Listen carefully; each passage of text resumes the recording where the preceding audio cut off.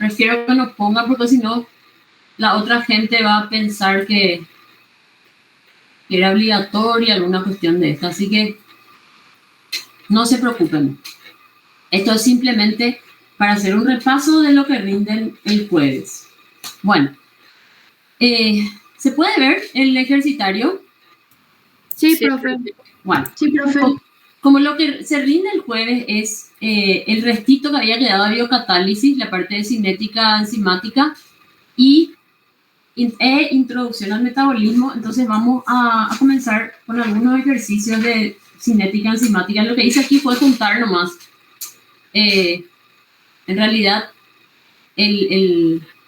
la parte del ejercitario 4 que quedó pendiente y los ejercicios del ejercitario 5 que subí hoy. Voy a hacer algunos de los más significativos porque tengo tiempo hasta las 6:40 nomás, entonces no da para hacer todo. Bueno, el 37 dice, la siguiente figura comienza numerado 37 porque era la última parte del ejercitario 4. Dice, la siguiente figura corresponde a la representación gráfica de la ecuación de Michaelis-Menten. La forma de la curva obtenida representa. A ver, ¿qué representa la forma de esta curva? La saturabilidad de la enzima. La saturabilidad de la enzima, sí. Vamos a leer las opciones, a ver cuál creen ustedes que es la correcta. Representa A, el cambio de velocidad de la reacción con el transcurso del tiempo a diferentes valores de km. No, profe. No. No es el cambio de velocidad de la reacción en el transcurso del tiempo porque todas son velocidades iniciales. Los valores de velocidad inicial obtenidos en la reacción para diferentes concentraciones de sustrato. Ese sí puede ser, profe. Ese sí puede ser. Vamos a ver las otras. C dice, la variación de la velocidad inicial de reacción a medida que la concentración de sustrato cambia en el tiempo.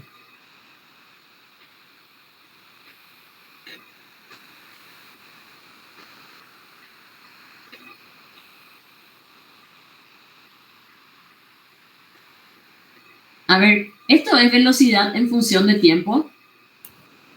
No. Velocidad en función del sustrato. En función de la concentración del sustrato. Entonces, esto no es una misma reacción cuya velocidad va cambiando. Cada punto representa a un valor de velocidad inicial a una concentración diferente de sustrato. Entonces, no es esto. Realmente la respuesta correcta es B. Son valores de velocidades iniciales obtenidos en la reacción para diferentes concentraciones de sustrato. Pero igual es importante ir descartando las incorrectas. D dice, el cambio de la velocidad máxima de la reacción a diferentes concentraciones de sustrato en relación a Km. No, esto no es el cambio de velocidad máxima. La velocidad máxima es una sola. No es que va cambiando. Son velocidades a diferentes concentraciones de sustrato antes de que la enzima se sature, ¿verdad? Y por último, representan los valores de velocidad inicial de la reacción realizada a diferentes valores de Km. No, tampoco. El valor de Km es uno solo. La enzima tiene un solo valor de Km. Entonces, concretamente, ¿qué representa este gráfico? Este tipo de temas son para saber si ustedes tienen los conceptos claros, ¿verdad? ¿Qué representa esta curva? El valor de la velocidad en función a la concentración de sustrato. Y la concentración de sustrato expresada en múltiplos de Km.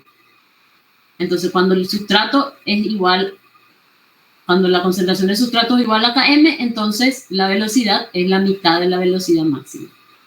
Cuando el sustrato sea el doble de la concentración de Km, entonces tenemos acá un aumento de velocidad. A medida que la concentración de sustrato va aumentando en múltiplos de Km, la velocidad va aumentando, pero el aumento es cada vez menor. ¿Sí? acercándose siempre a la velocidad máxima. ¿Y por qué el aumento es cada vez menor? Porque la enzima se va saturando. ¿Se entendió el ejercicio? Sí, profe. Sí, profe. Sí, bueno, muy bien. Profe, ¿no querés ponerle un chiqui más de zoom? Sale muy chiquito. Ahí está, profe. Gracias. Vamos a pasar. Vamos a saltar el 38, vamos a hacer después, pero quiero hacer el 39 porque se refiere al mismo gráfico.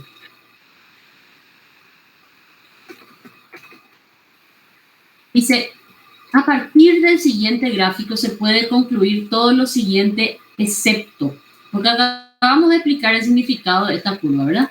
Dice, al aumentar la concentración de sustrato, el aumento de velocidad observado es cada vez menor. No, profe, es cada vez mayor. A ver. Cuando la concentración de sustrato es igual a km, la velocidad es 50% de la velocidad máxima. Si la concentración de sustrato se duplica, pasa a 2 km. Fíjense que aumentó lo mismo que acá. De 0 a km aumentó lo mismo que de km a 2 km. ¿Y qué pasó con la velocidad? Aumentó también, pero aumentó 16%. Ahora, si aumenta la concentración de sustrato a 3 km, fíjense que el aumento es el mismo. ¿Y en cuánto aumentó la velocidad? De 66 a 75, o sea, aumentó en 9%. Entonces, ¿qué es lo que podemos ver? En base a esto que estamos diciendo, ¿es correcto decir que al aumentar la concentración de sustrato, el aumento de velocidad observado es cada vez menor? Sí, profe. Sí, profe. Esto es correcto. B dice, acá tenemos que buscar la incorrecta. Cuando el valor de Km sea 3 veces mayor que la concentración de sustrato, la velocidad alcanzada será el 75% de la velocidad máxima. Sí, está bien. Está correcto. Lean bien.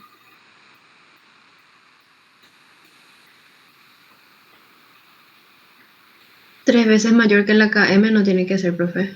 Exactamente. Si yo digo que Km es 3 veces mayor que la concentración de sustrato, quiere decir que la concentración de sustrato es 1/3 del valor de Km. Estaría por acá. Acá me dice que Km es 3 veces mayor que la concentración de sustrato. Si yo estoy en este punto, es la concentración de sustrato la que es 3 veces mayor que Km. Y ahí sí voy a tener el 75% de la velocidad máxima. ¿Se entiende? Esta es la incorrecta. Profe, ¿puedes volver a explicar que no entendí bien?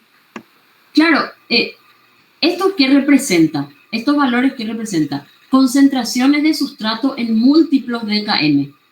Por ejemplo, si Km vale 10, entonces acá la concentración de sustrato es 10, acá va a ser 2 por 10, 20, acá va a ser 3 por 10, 30. O sea, es la concentración de sustrato expresada en múltiplos de Km.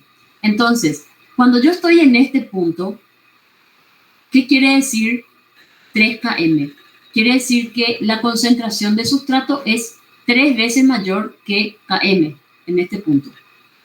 ¿Sí? Entonces, cuando la concentración de sustrato sea 3 veces mayor que km, se alcanza el 75% de la velocidad máxima. ¿Ya? Y lo que plantea el ítem es, cuando el valor de Km sea 3 veces mayor que la concentración de sustrato. Y es al revés. Esto es cuando la concentración de sustrato es 3 veces mayor que Km. Si Km es 3 veces mayor que la concentración de sustrato, quiere decir que la concentración de sustrato es 1/3 del valor de Km. ¿Ya? ¿Se entiende? ¿Se entendió? Sí, profe. Gracias. Bueno, igual vamos a ver las otras, porque las otras tienen que ser todas correctas. A ver, cuando la concentración de sustrato sea el doble del valor de Km, o sea, aquí, el 66% de la enzima estará unida al sustrato. Bueno, Eso está bien también. lo que el gráfico nos muestra es que cuando la concentración de sustrato sea el doble de Km, vamos a alcanzar el 66% de la velocidad máxima. Y eso quiere decir que el 66% de la enzima estará unida al sustrato.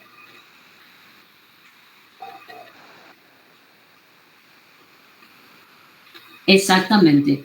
El porcentaje de velocidad máxima que se alcanza es directamente proporcional al porcentaje de la enzima que está unida al sustrato. Entonces, por ejemplo, si la concentración de sustrato es igual a Km, se alcanza la mitad de la velocidad máxima, quiere decir que el 50% de la enzima está unida al sustrato. Si la concentración de sustrato es igual a 3 por km y se alcanza el 75% de la velocidad máxima, quiere decir que el 75% de la enzima está unida al sustrato, ¿sí? Entonces recuerden eso, que el porcentaje de velocidad máxima que se alcanza a determinada concentración de sustrato es igual al porcentaje de la enzima que está unida al sustrato. A ver, vamos a tener que bajar esto para que quede todo en la misma página.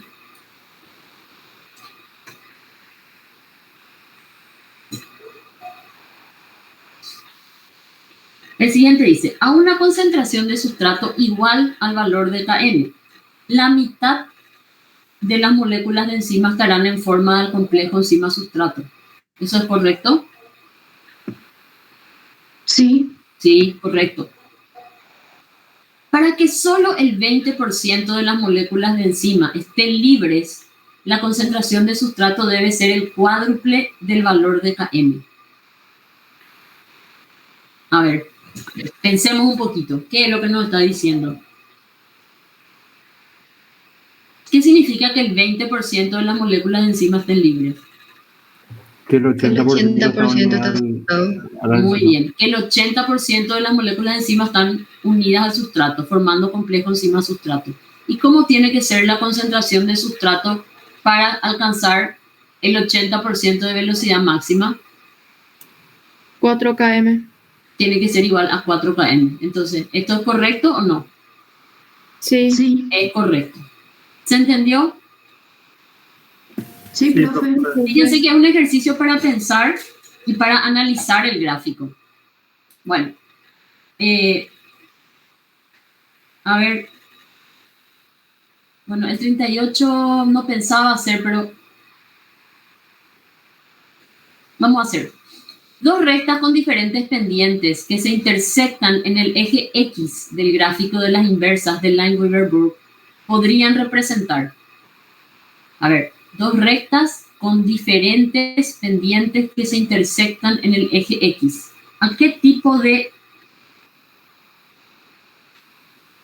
¿Qué estaría representando esto?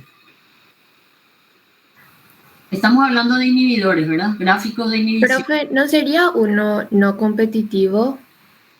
Si se intersectan en el eje X, es claramente no competitivo. Muy bien. Vamos a mirar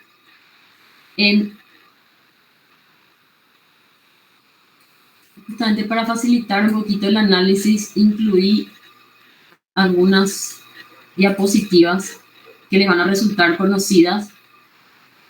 ¿Se puede ver la figura? Sí, profe. Sí, profe. Fíjense, a esto nos estamos refiriendo.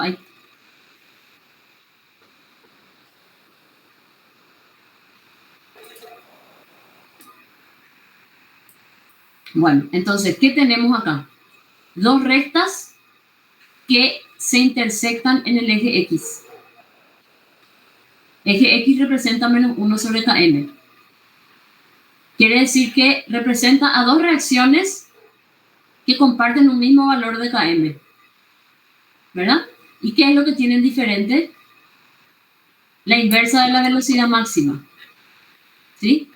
¿En cuál de ellas es mayor la velocidad máxima? ¿En la curva, o sea, en la recta azul o en la roja? el ¿Eh? azul.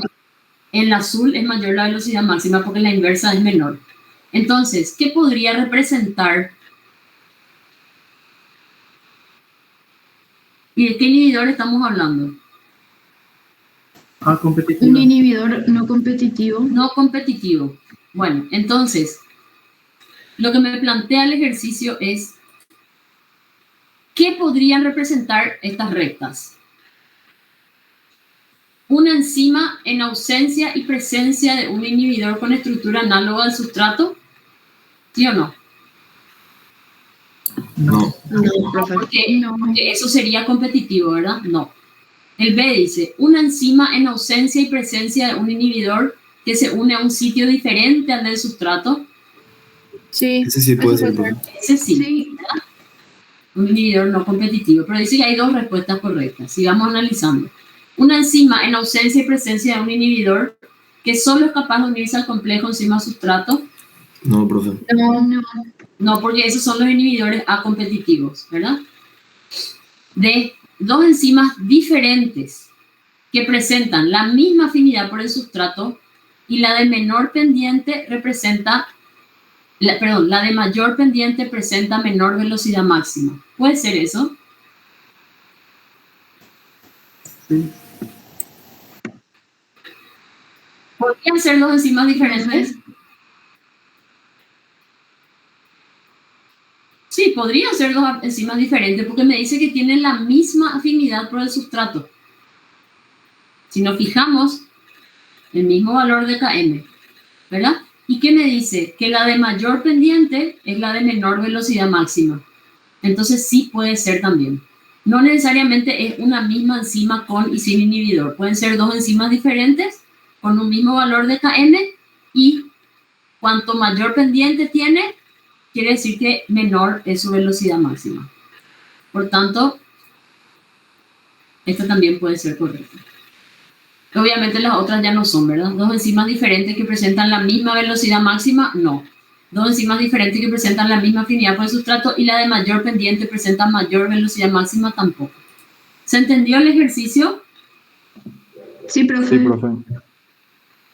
Bueno, a ver.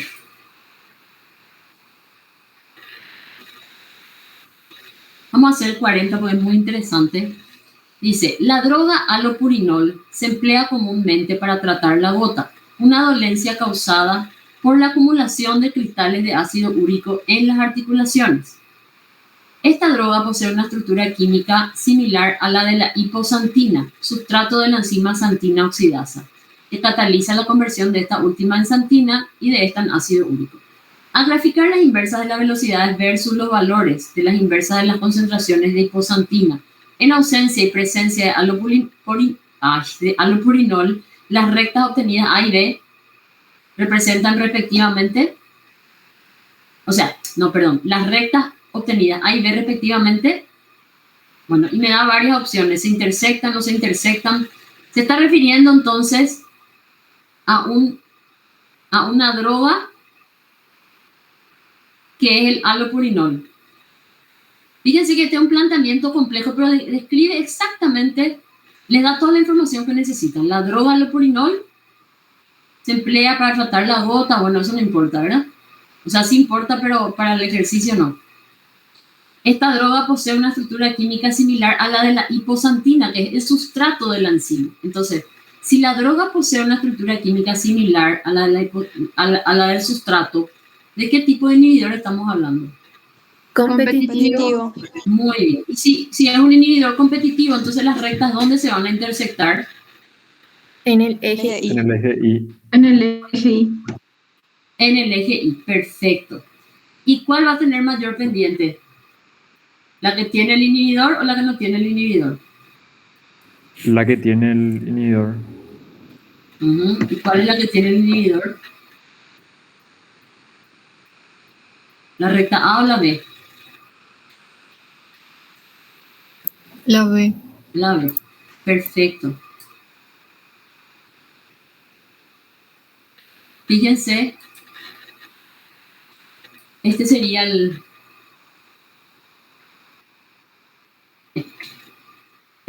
caso, ¿verdad? Un par de rectas.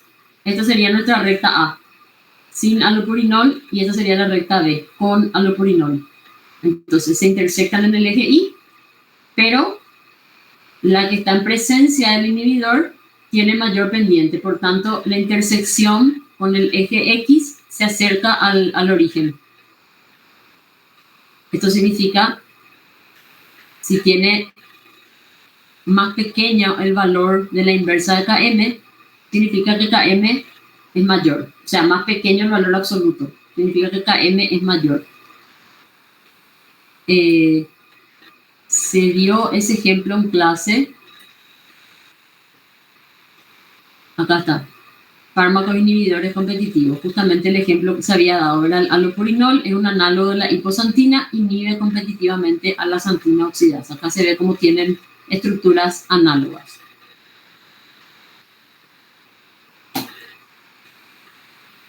¿Se entiende? Sí, ¿Podemos pasar? profe.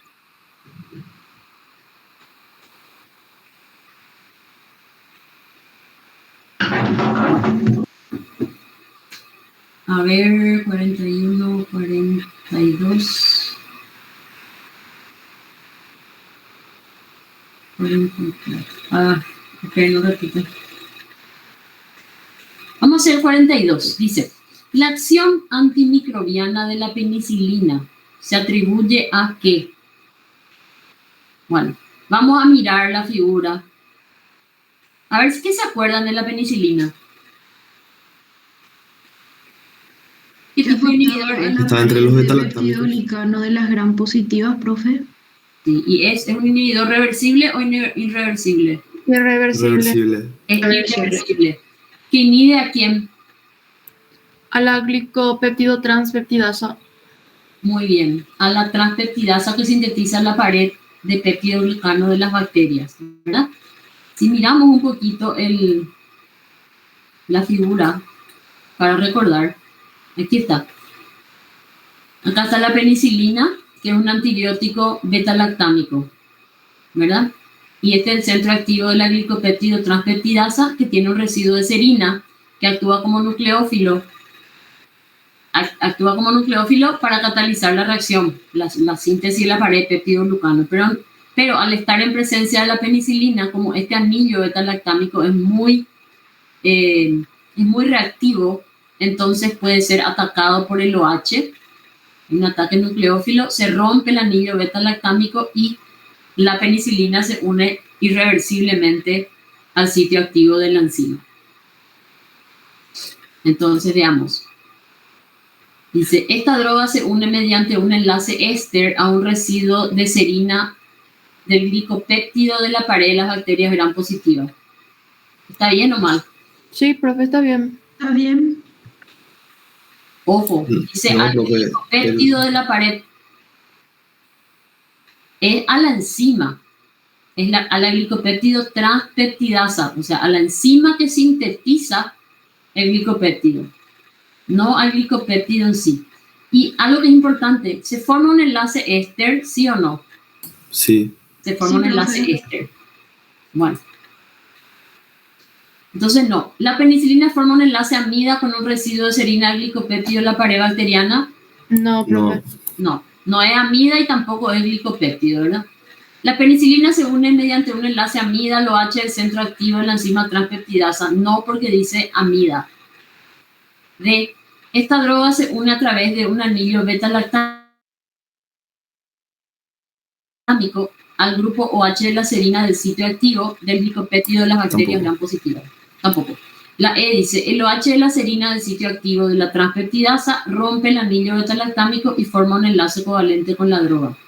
Ese está Ese bien, sí. Ese profe. está bien. Muy bien. Se forma un enlace covalente, un grupo tipo éster. Perfecto. Vamos al siguiente. La acción analgésica y antipirética del ácido acetil salicílico o aspirina se explican porque, al igual que la penicilina, la aspirina es un inhibidor irreversible. Y vamos a mirar ya lo que hace. ¿Qué hace el ácido acetil salicílico aspirina?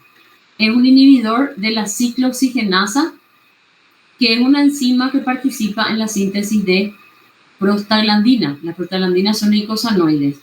Y estas prostaglandinas están implicadas en la fiebre, el dolor. Entonces la aspirina, como es ácido acetil salicílico, fíjense que la reacción es similar a la anterior. El residuo de serina del sitio activo de la ciclooxigenasa hace un ataque nucleófilo al carbono carbonílico.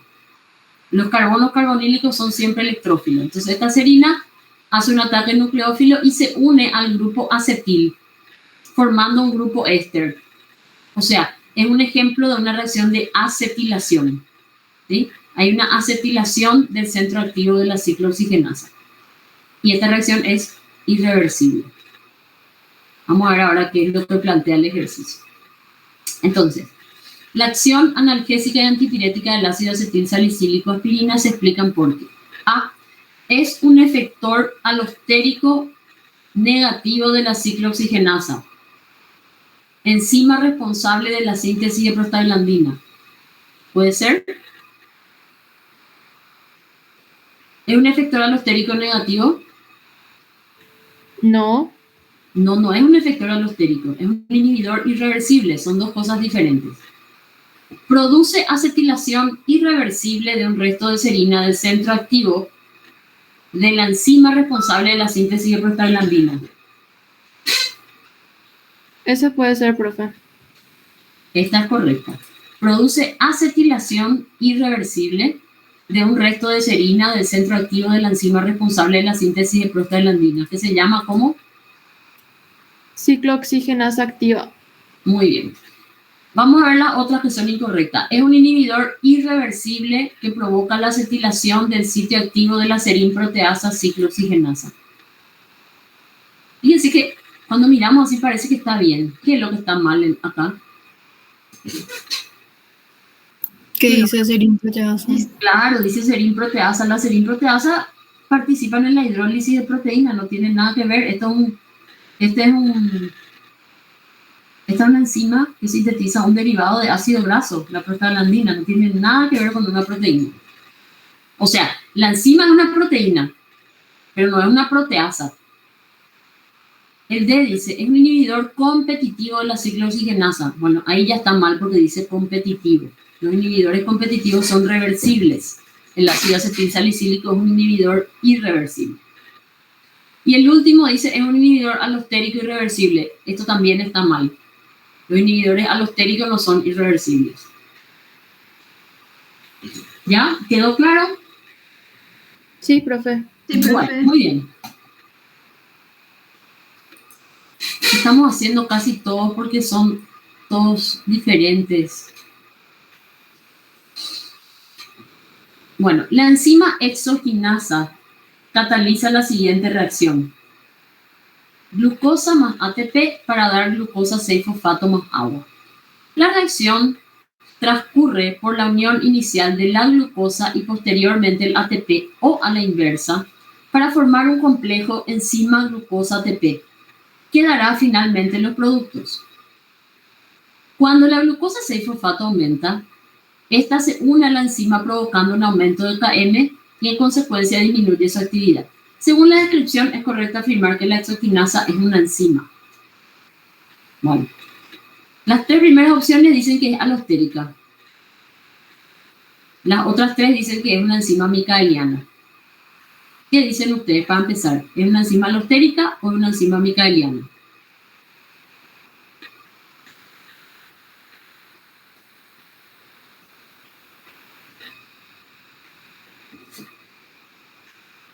A ver, chicos. Alostérica, profe. Muy bien, es una enzima alostérica. ¿Por qué? ¿Cómo sabemos que es alostérica?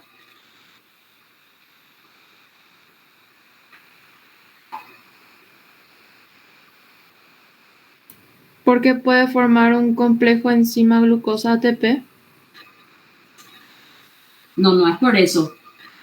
Es porque, fíjense lo que dice, cuando la glucosa 6-fosfato aumenta, esta se une a la enzima provocando un aumento de Km. O sea, la glucosa 6-fosfato, que es el producto, actúa como inhibidor alostérico. ¿Sí? Entonces es una enzima alostérica. Bueno, dice que cataliza una reacción bisustrato secuencial y ordenada, que cataliza una reacción bisustrato secuencial al azar, que cataliza una reacción bisustrato del mecanismo en ping-pong. Bueno, alostérica ya sabemos qué es. Ahora, y es una reacción bisustrato. ¿Por qué? Porque tiene dos sustratos, glucosa y ATP. Pero las reacciones... Profe, todas las que son alostéricas luego son bisustratos, ¿verdad? No necesariamente, pero pueden ser. Pueden ser. Ahora bien, en este caso, ¿es una reacción bisustrato secuencial o no secuencial? Ya no secuencial es un mecanismo en ping-pong.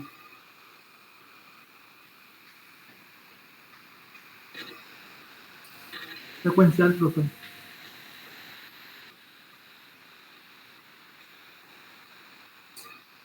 Muy bien. Es secuencial. ¿Por qué? Porque todos los sustratos, bueno, en este caso 2 sustratos, deben encontrarse unidos a la enzima para que se produzca la reacción. ¿Sí? O sea, tienen que poder encontrarse el sustrato 1 y el sustrato 2. A su vez, la secuencial puede ser ordenada, cuando sí o sí tiene que unirse primero un sustrato y después el otro, o al azar, cuando puede unirse indistintamente uno u otro primero, pero después siempre se tiene que unir el otro. ¿Qué es lo que nos describe? ¿Qué situación nos describe acá? La reacción transcurre por unión inicial de la glucosa y posteriormente la ATP o a la inversa. ¿Qué quiere decir eso? ¿Es una reacción bisustrato secuencial y ordenada o al azar? Ordenada puede ser, profe. Al azar. Yo creo que profe. Yo creo que es al azar. Es al azar. ¿Por qué al azar? Porque no importa si se une primero glucosa y después ATP o a la inversa. ¿Sí? Si fuera ordenada, tendría que unirse sí o sí primero la glucosa y después la ATP o al revés. ¿Ya? ¿Y por qué no puede ser mecanismo en ping-pong? Porque el mecanismo en ping-pong es cuando primero entra un sustrato, le modifica la enzima y sale ya transformado en producto. Y después recién entra el segundo sustrato. Es decir, que los dos sustratos nunca se encuentran, como en el caso de las aminotransferasas o transaminasas. Entonces es una situación diferente. Bueno, vamos a hacer uno último sobre enzimas y después pasamos ya a introducción al metabolismo, porque si no, no nos va a dar el tiempo. Me pareció el más, que le podría resultar un poquito más complicado. Entonces vamos a analizar. El sustrato A puede ser transformado en los productos B o C según que la reacción sea catalizada por las enzimas EB o EC respectivamente. EB tiene un valor de Km de 100 milimolar y velocidad máxima de 100 nanomolar por segundo. Y EC tiene Km igual a 50 milimolar y velocidad máxima 90 nanomolar por segundo. Con relación a esto, se puede afirmar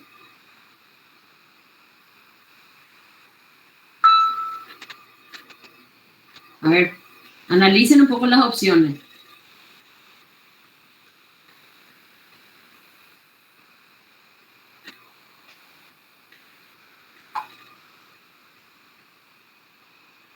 ED es la enzima más eficiente por su valor de Km.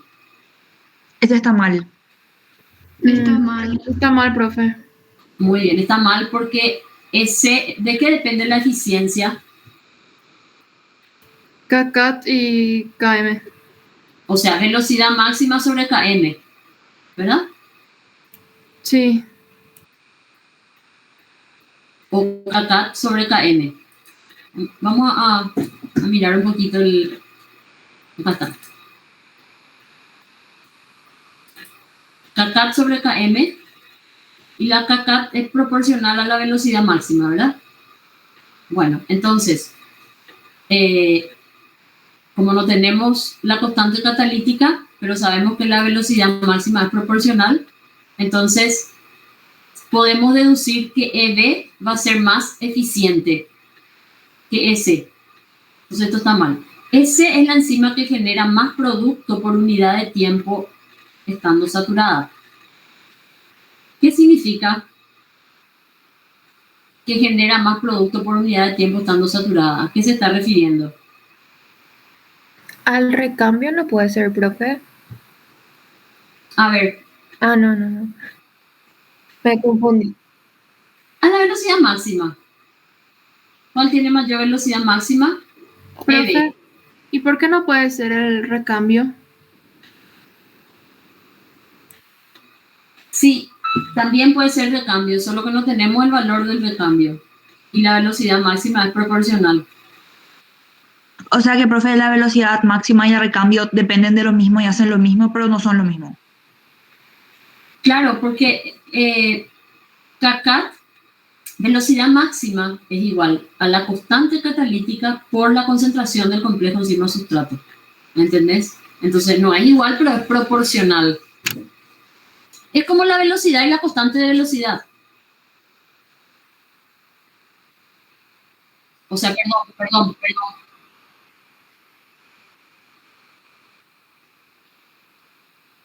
La velocidad de recambio indica cuán rápido la enzima cambia de sustrato. O sea, cuán rápido la enzima transforma el sustrato en producto una vez que está unida a la enzima, unida al sustrato. A ver, voy a escribir acá. Velocidad máxima es igual a K, constante catalítica por concentración de enzima total. Perdón, no es concentración porque velocidad es igual a la constante catalítica por concentración del complejo enzima sustrato. Y cuando toda la enzima está unida al sustrato, la concentración de complejo enzima sustrato es igual a la concentración total de enzima, ¿sí? Entonces, la velocidad máxima es proporcional a la constante catalítica, ¿sí? Entonces, la que tenga mayor velocidad máxima es porque tiene mayor constante catalítica, ¿se entiende? Asumiendo, algo que nos dice acá, ¿verdad? Pero asumiendo que están en la misma concentración. En realidad esto debería decir, no dice, pero ahora yo les aclaro. Bueno, entonces, podemos asumir que la que tiene mayor velocidad máxima tiene también mayor constante catalítica, ¿sí?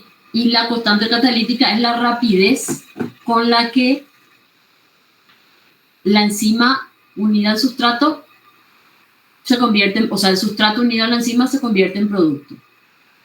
Entonces, ¿EC es la enzima que genera más producto por unidad de tiempo estando saturada? No. Es ED porque tiene mayor velocidad máxima. ED es la enzima que consume más lentamente el sustrato cuando está saturada. No.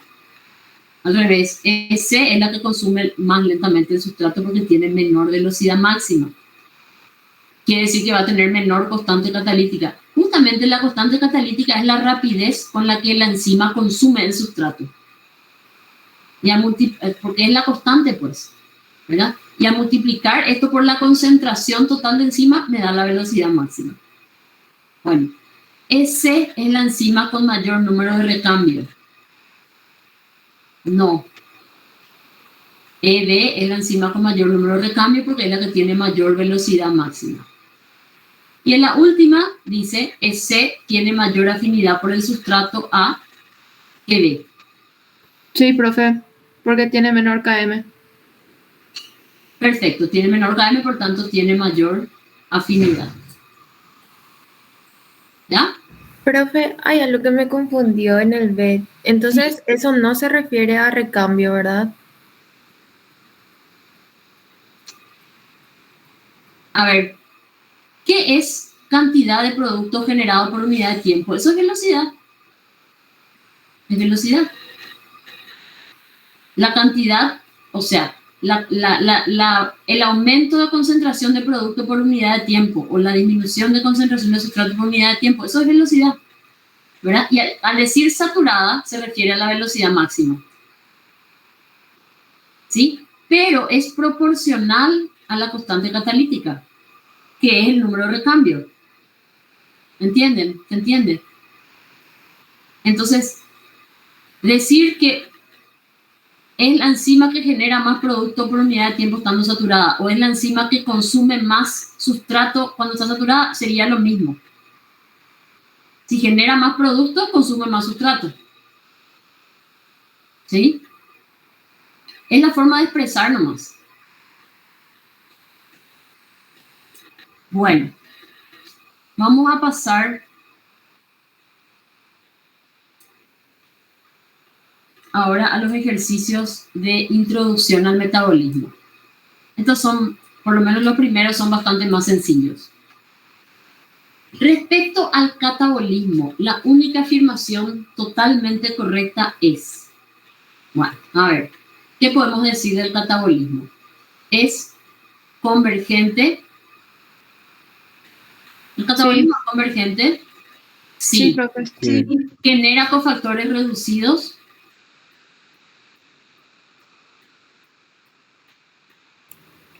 ¿El Sí, catabolismo? sí, profe. Sí, ¿verdad? ¿Cuáles son los cofactores reducidos que genera el catabolismo? NADH, FADH2 y NADPH. Muy bien. ¿Genera intermediarios metabólicos?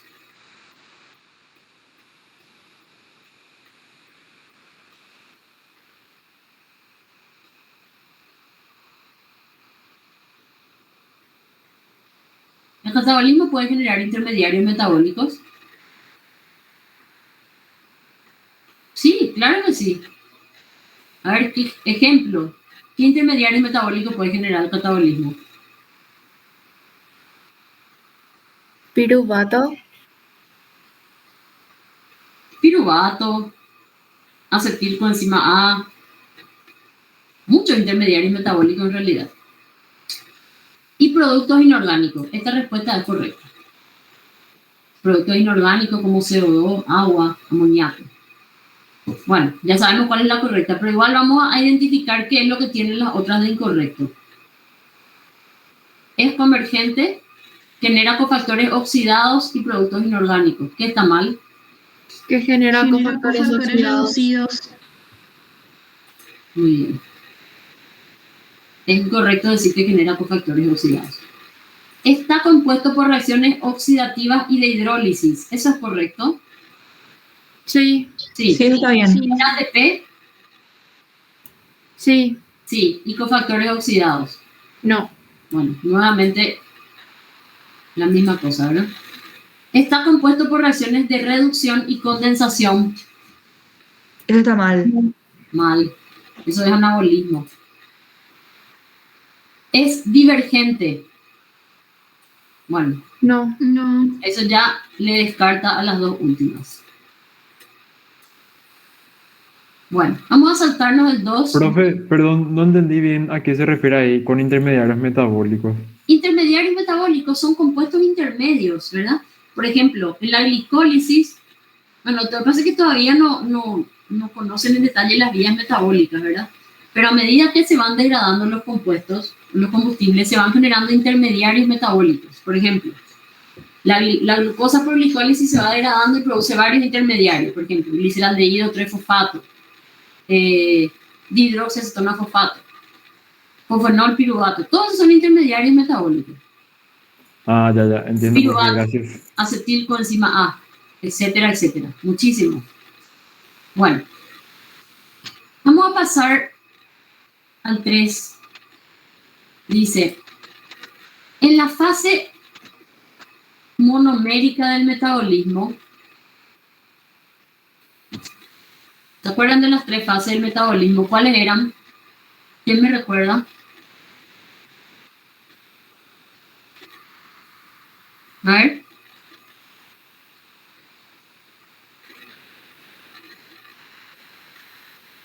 Era Macromolecular, molecular, monomérica y metabolismo intermedio. Muy bien, la fase macromolecular es cuando se hidrolizan los polímeros, ¿verdad? La proteína, los polisacáridos. En esa fase no hay oxidaciones, hay solo hidrólisis y no hay producción de ATP. Después venía la fase monomérica, la segunda fase. Es cuando se degrada la glucosa en piruvato por glicólisis, los ácidos grasos en acetil-CoA y así sucesivamente. Bueno, ¿qué características tiene la fase monomérica? ¿Hay producción de ATP o no en la fase Sí. monomérica? Sí. Sí hay. ¿A partir de qué combustibles? ¿De todos? azúcares, De monosacáridos. Solamente a partir de los azúcares. Bueno. Y después ya metabolismo intermedio, donde se producen todas las reacciones oxidativas y hay gran producción de ATP. Entonces, veamos.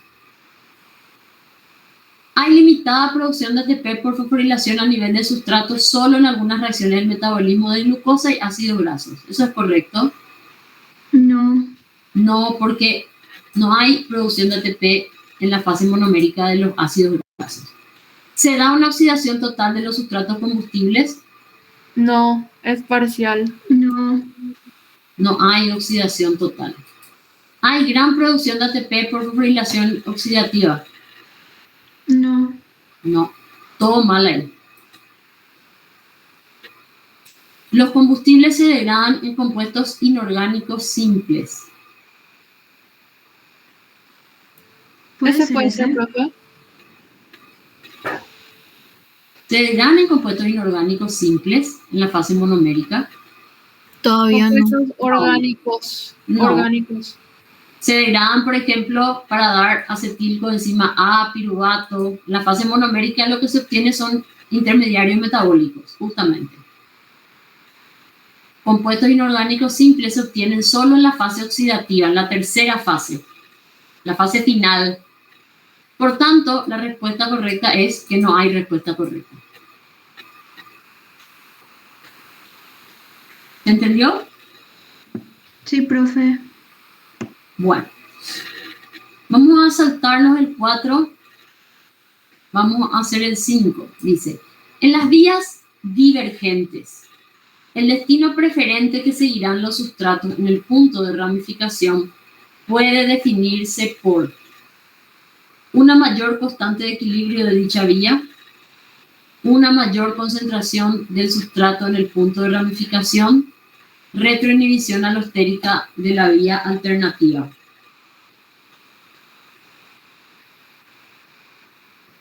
A ver. ¿Se acuerdan, por ejemplo, en el caso de la glucosa 6-fosfato, que es una encrucijada, que puede derivarse hacia la glicólisis o hacia la vía de las pentosas? Y decíamos que se derivaba hacia la glicólisis. ¿Por qué?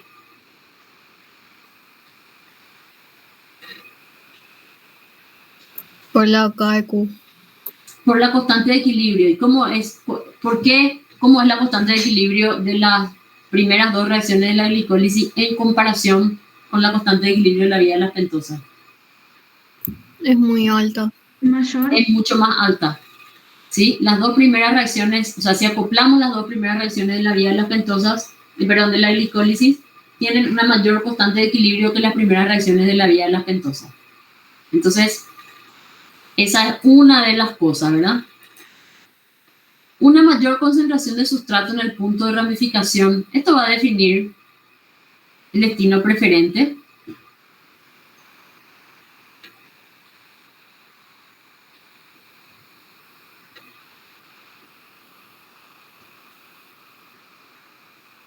No. No.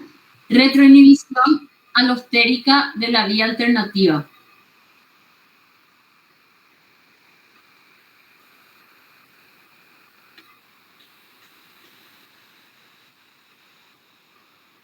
O sea, si una vía se inhibe alostéricamente, eso va a determinar qué destino preferente va a seguir el intermediario metabólico. Sí, puede ser, profe. Claro, claro que sí. Si un intermediario, por ejemplo, la glucosa 6-fosfato puede ir hacia la glicólisis o hacia la vía de las pentosas. Si la glicólisis se inhibe por algún motivo, ¿la glucosa se va a ir hacia la vía de las pentosas? Por supuesto que sí. Se va a ir hacia la vía que no está inhibida. Entonces la respuesta correcta es 1 y 3.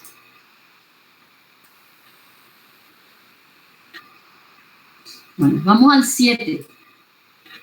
Acá dice glucagón. Podemos afirmar acerca de la insulina y el glucagón que son. Bueno, a ver qué son la insulina y el glucagón. ¿Qué son?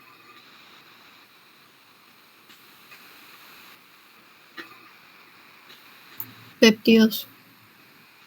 Son hormonas peptídicas, ¿verdad?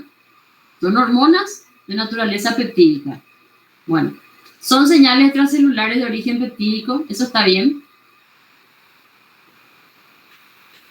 Sí. Sí, Son señales celulares de origen peptídico que actúan sobre receptores de membrana.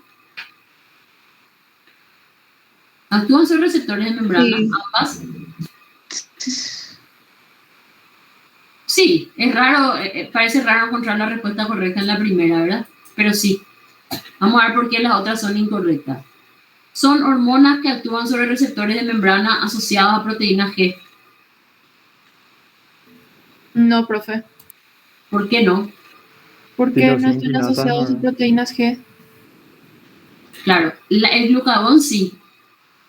El glucagón sí. ¿Se acuerdan que vía proteína G activa a la adenilato ciclasa, aumenta el AMP cíclico que desencadena una cascada de fosforilaciones? El glucagón sí actúa por ese mecanismo. Pero la insulina tiene otro tipo de receptor. ¿Alguien recuerda cómo era el receptor de la insulina? Tirosina quinasa puede ser. Muy bien, un receptor de tipo tirosina quinasa. Entonces, por eso no puede ser la B. La C dice señales parácrinas de origen peptídico que actúan sobre receptores de membrana. ¿Qué está mal ahí? Acá era esto. Endocrino. Exactamente. Lo que está mal acá es señales parácrinas. Porque sí son de origen peptídico y sí actúan sobre receptores de membrana. El D dice señales autócrinas que actúan sobre receptores citosólicos de tipo tirosina quinasa. está mal. Está mal autócrinos y receptores citosólicos. Exactamente. Está mal autócrinos y está mal también receptores citosólicos. Son receptores de membrana. Y además que tirosina quinasa es solo para la insulina, no para el glucagón. Señales endocrinas de origen peptídico. Hasta ahí está bien. Son señales endocrinas de origen peptídico Sí. que actúan Sí. por la vía del AMP cíclico. ¿Qué está mal?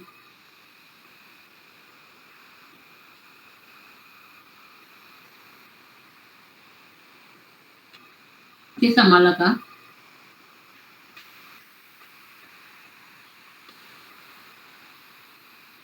A ver. Que la insulina no actúa por esa vía. Exactamente. Esa afirmación estaría bien si fuera solo el glucagón. Pero si hablamos de los dos, no, esto no se aplica a la insulina. Entonces la correcta es solamente A. Bien, ahora vamos a hacer un salto mortal y vamos a pasar al ejercicio 11.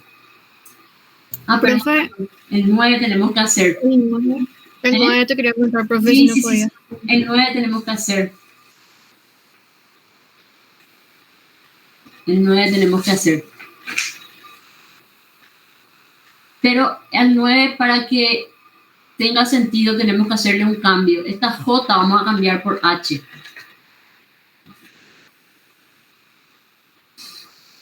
Voy a cambiar después eso en la versión que subí hoy. Bueno, para la secuencia de reacción hipotética, A más B para dar C. C se combina con D para dar E más F. E se combina con G para dar H más J.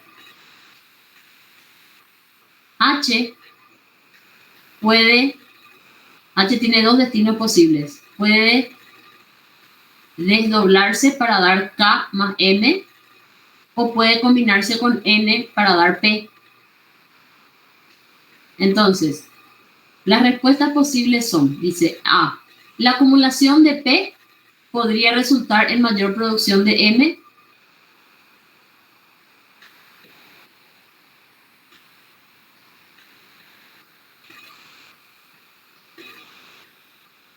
A ver, si P se acumula, vamos a suponer que P se acumula y es un inhibidor alostérico de su propia síntesis. ¿Qué pasaría?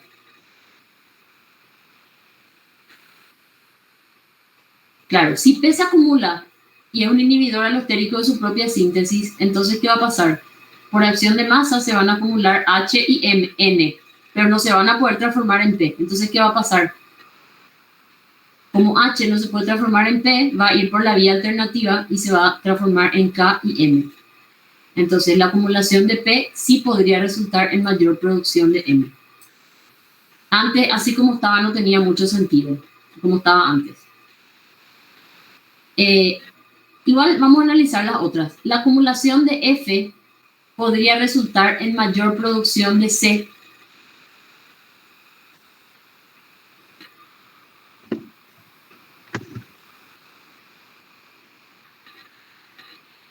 La acumulación de F podría Ese resultar puede mayor. estar bien, profe. ¿Eh? Ese puede estar bien. A ver, si fuera una reacción reversible,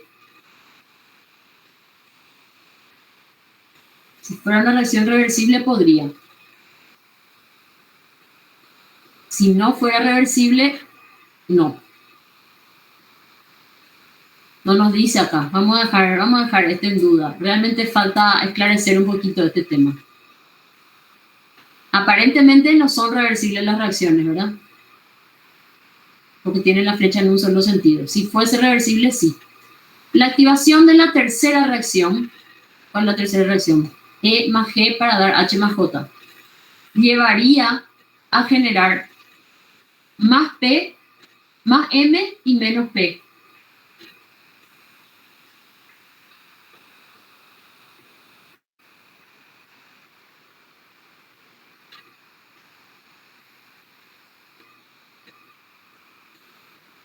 La tercera reacción produce H, y H puede convertirse en M y en P.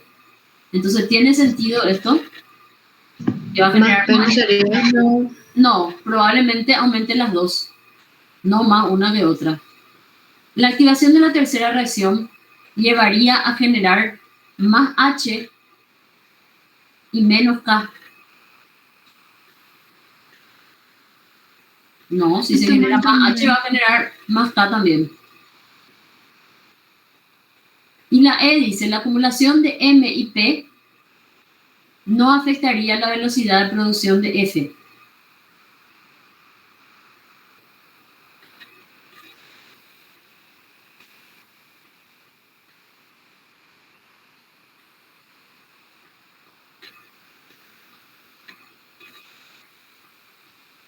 Claro, si todas estas reacciones son irreversibles,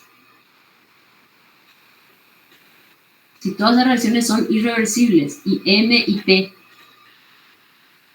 solamente actúan sobre las últimas reacciones, no va a afectar. Ahora, si fueran reacciones reversibles, sí podrían ser afectadas, ¿verdad? Porque si fueran reacciones reversibles, por acción de masas, a ver, si M y P se acumulan, podría acumularse H.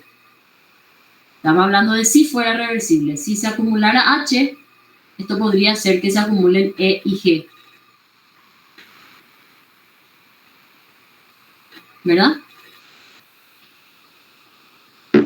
Y si se acumulara E, esta reacción podría desplazarse a la izquierda,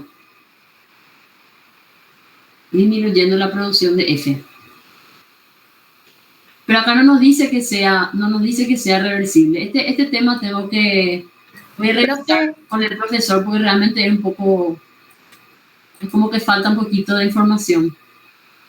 Profe, yo tengo una duda. En el B no podría ocurrir una retroinhibición acumulativa.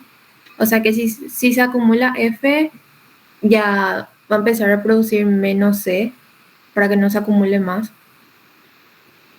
La acumulación de F podría resultar en menor producción de C.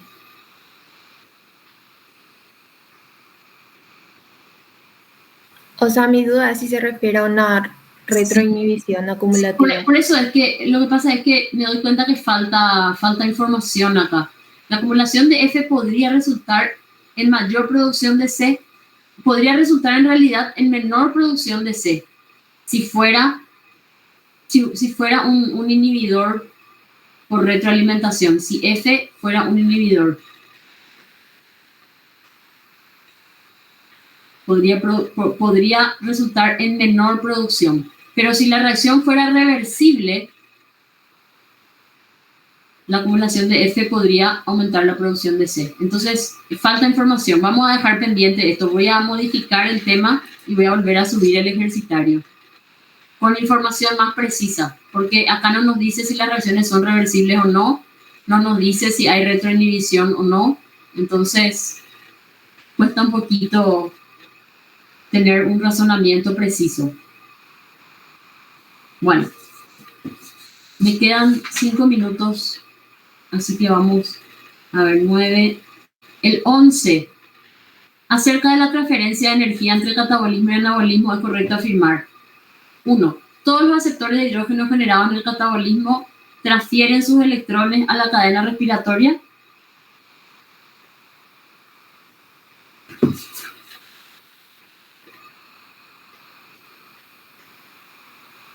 A ver, ¿eso es cierto?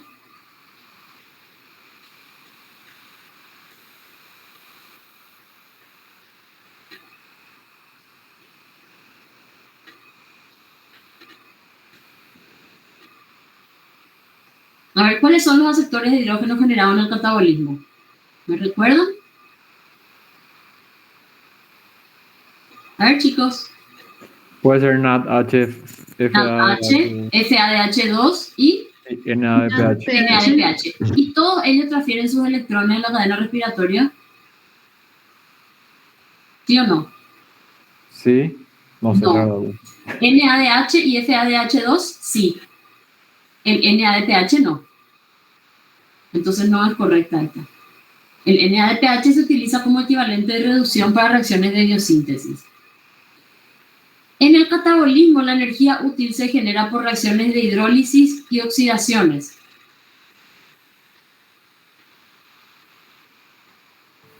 Sí, Sí, de hidrólisis porque pueden ser por hidrólisis de compuestos ricos en energía y oxidaciones. La energía necesaria para las reacciones biosintéticas se incorpora tanto en forma de moléculas ricas en energía como de cofactores reducidos. ¿Eso es correcto?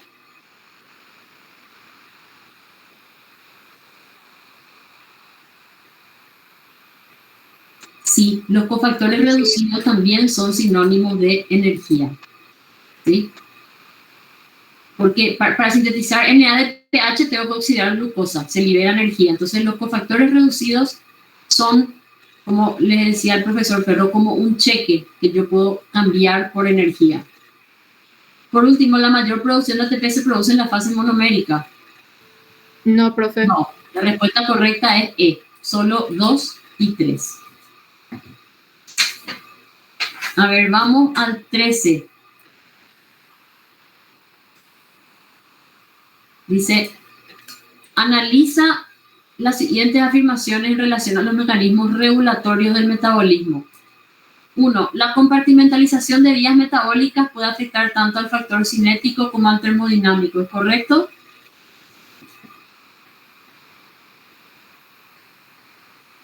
¿Sí o no?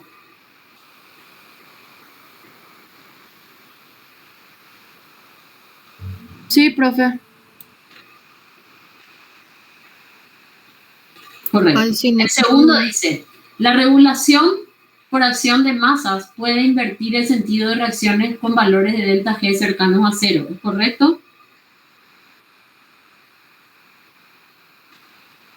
También es correcto, ¿verdad? El 3 dice, la activación proteolítica de simógenos es un ejemplo de modificación alostérica irreversible.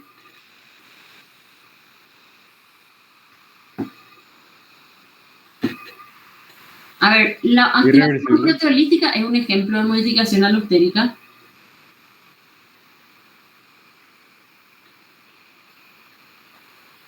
No, es modificación covalente, se rompen enlaces peptídicos. No es alostérica. ¿Es irreversible? Sí, es irreversible, no se puede revertir. Perdón, la 1 y la 2 eran correctas hasta ahora. La 4 dice, la modificación covalente por fosforilación siempre conduce al paso de formas inactivas a formas activas de una enzima. No. No siempre.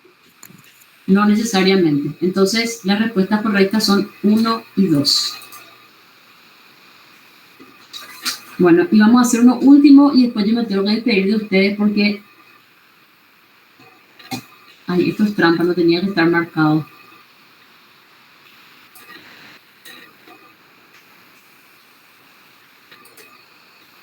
Vamos a hacer uno último.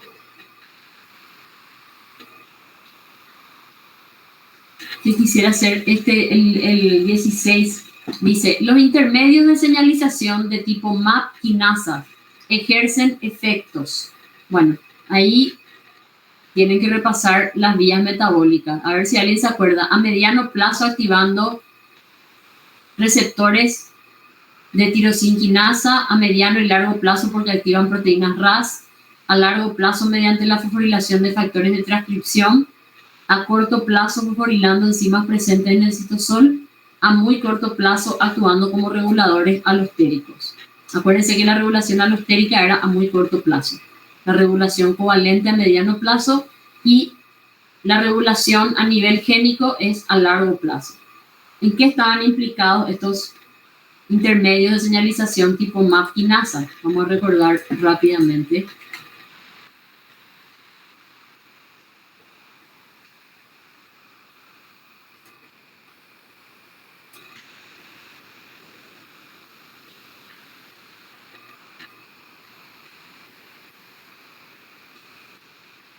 Acá está. La cascada de señalización de MAP quinasa. Entonces, a partir de la activación de RAS, sigue una secuencia lineal de señalización amplificación conformada por quinasa de serina y tronina denominada cascada de MAP quinasas. ¿Sí? Bueno, entonces esta cascada fosforila, o sea, estas MAP quinasas activadas fosforilan motivos de varias proteínas citosólicas y migran al núcleo donde activan factores de transcripción, como estos que se dan aquí, induciendo la expresión de proteínas específicas. Si hablan de inducción, quiere decir que activan la transcripción de genes. Por tanto, ¿qué tipo de mecanismo regulatorio es? ¿A corto, mediano o largo plazo? Largo plazo. A largo plazo, mediante la fosforilación de factores de transcripción. Bueno, lastimosamente tengo que cortar aquí porque tengo un compromiso ineludible. De cualquier manera, ustedes van a tener las respuestas y voy a subir, a la mañana voy a subir la versión del ejercitario ya con las respuestas correctas. Igual si tienen alguna duda pueden hacernos saber a través del Classroom. ¿Está bien? O a través de los delegados. Gracias, profe.